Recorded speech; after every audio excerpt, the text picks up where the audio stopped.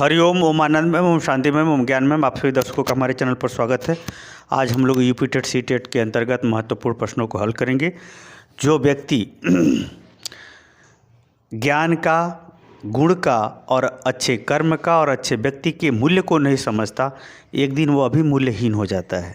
अर्थात अपना मूल्य बढ़ाने के लिए अच्छाई के मूल्य को समझिए, उसके अनुसार चलिए, इसी में आपका कल्याण है। तो आइए महत्वपूर्ण प्रश्नों को हम लोग हल करने का प्रयास करते हैं, समझते हुए कौन सा शिक्षण विधि प्रजातांत्रिक नहीं है। प्रजातांत्रिक का मतलब कि शिक्षण विधि के अंतर्गत लोगों के भी उसमें सहयोग की ज़रूरत पड़ेगी, या लोगों के साथ में हमको सीखना पड़ता है, उसे हम कहते हैं प्रजातांत्रिक शिक्षण विधि। प्रोजेक्ट विधि, इसमें जो भी विधि है प्रोजेक्ट विधि के अंतर्गत व्यक्ति और जहाँ कार्य हो रहा है वहाँ के सहयोग की ज़रूरत पड़ती है, तो इसलिए यह भी प्रजातांत्रिक विधि है। सामूहिक परिचर्चा विधि, यह भी प्रजातांत्रिक है, क्योंकि इसमें प्रश्न उत्तर होगा, कोई सी बात विचार चलेगा, दोनों तरफ रहेगा। व्याख्यान विधि, इसमें एक व्यक्ति बोलता है और सभी क्या करते हैं, सुनते हैं। सहभागी विधि, इसमें सहभागी वाले में भी ऐसा ही होगा, दूसरे के कि इसमें जो है व्याख्यान विधि के अंतर्गत एक व्यक्ति बोलता है, बाकी सब क्या करते हैं, सुनते हैं। इसलिए पहले वाले प्रश्न का ग वाला आंसर सही हो जाएगा। दूसरा प्रश्न है सूक्ष्म शिक्षण है। सूक्ष्म शिक्षण क्या है, माइक्रो टीचिंग क्या है, मूल्यांकन शिक्षण है, प्रभावशाली शिक्षण है, अवश्रेणीयन है, वास्तविक शिक्षण है। अगर हम सूक्ष्म शिक्षण की बात करें तो सूक्ष्म शिक्षण जो है यह एक प्रकार का क्या है, प्रशिक्षण है, इसलिए मूल्यांकन शिक्षण नहीं हो सकता।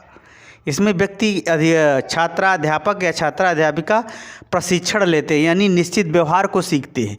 प्रभावशाली शिक्षण है, ये भी नहीं। सूक्ष्म शिक्षण एक प्रकार का प्रशिक्षण है जो अधिगम करता है कि शिक्षण कार्य को प्रभावशाली बनाता है। प्रभावशाली शिक्षण नहीं है बल्कि प्रभावशाली शिक्षण बनाता है, इसलिए भी नहीं होगा। अब है वास्तविक शिक्षण है। क्या सूक्ष्म शिक्षण के माध्यम से सभी कुछ सिखाया जा सकता है, ऐसा नहीं, वास्तविक भी नहीं होगा। इसलिए ऑप्शन में कौन बचा, अवश्रेणीयन। अवश्रेणीयन का तात्पर्य होता है कि सूक्ष्म शिक्षण जो है शिक्षण के स्तरों को श्रेणीबद्ध करते हुए अच्छे ढंग के शिक्षण को सिखाता है। शिक्षण के अंतर्गत सूक्ष्म गतिविधियों को श्रेणीकरण करते हुए, सिस्टमेटिक ढंग से एडजस्ट करते हुए प्रभावशाली शिक्षण बनाता है या अच्छा शिक्षण बनाता है, इसलिए अवश्रेणीयन होगा। ऑप्शन में दूसरे का ग सही होगा।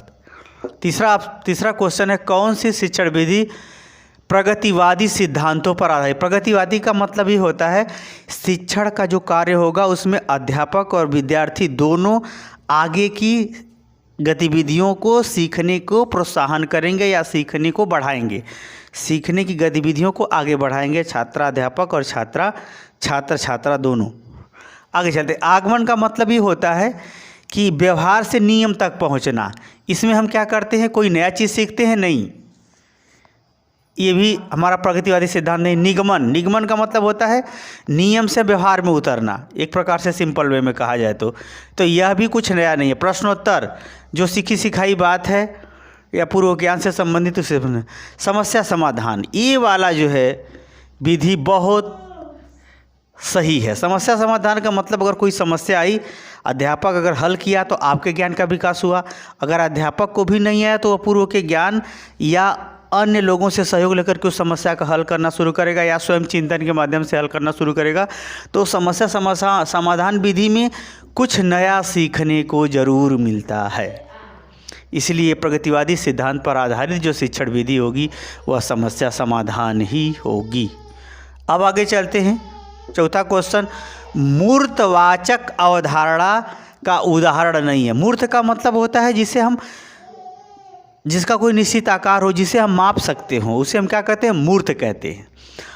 और अमूर्त में क्या होता है, जो दिखाई नहीं देता, जिसका हम माप भी नहीं कर सकते हैं। तब चलते हैं योग्यता, कुर्सी, बल और गति। ध्यान दीजिएगा, इसमें कुर्सी पर तुरंत नज़र जाएगी, लेकिन यह गलत हो जाएगा। मूर्तवाचक अवधारणा का उदाहरण नहीं है। मूर्त का मतलब ही होता है कुर्सी, ये वाला नहीं होगा, क्योंकि मूर्त उदाहरण नहीं है पूछा है ना, नहीं है पूछा है। हाँ पूछता तो हो ही जाता, नहीं है पूछा, इसलिए ये वाला नहीं है, क्योंकि इसको माप कर सकते हैं।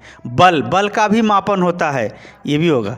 गति का भी मापन होता है। योग्यता का मापन, क्या योग्यता का सभी जो आपके पास योग्यता का जितना प्रयोग होगा क्या सभी मापा जा सकता है? नहीं। इसलिए मूर्तवाचक अवधारणा का उदाहरण नहीं होगा योग्यता।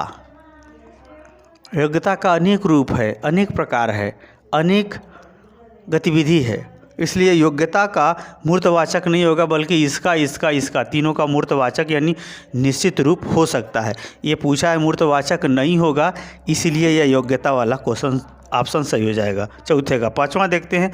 आवाज़ में उतार चढ़ाव का कौशल है। कैसा कौशल है? पुनर्बोलन कौशल नहीं। पुनर्बोलन में तो आपको शाबाश, ठीक है, अच्छा, वेरी गुड, ये सब कहा जाता है। प्रस्तावना में किसी विषय को प्रस्तुत कैसे करते हैं, इन सब बातों को प्रश्न के माध्यम से या व्याख्यान के माध्यम से प्रस्तुत किया जाता है, ये भी नहीं है।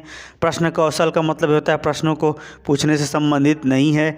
आवाज़ में उतार चढ़ाव यानी उद्दीपन कौशल हो जाएगा, क्योंकि उद्दीपन परिवर्तन कौशल के अंतर्गत छात्र छात्राओं का ध्यान उस विषय की ओर या उस जो हम प्रकरण पढ़ा रहे हैं उसकी तरफ खींचने का प्रयास किया जाता है। तो इसमें आवाज़ का उतार चढ़ाव किया जाता है, तो उसी को हम क्या कहते हैं? उद्दीपन कौशल। घ वाला सही हो जाएगा। तो मुझे उम्मीद है कि ये पांचों प्रश्न जो मैंने समझाते हुए आपको हल कराया है, आप उसे समझने में सफल हो गए होंगे। समझ में आ गया तो कमेंट बॉक्स में ज़रूर बताइए। साथ ही मेरे चैनल को लाइक शेयर सब्सक्राइब कीजिए। हरिओम।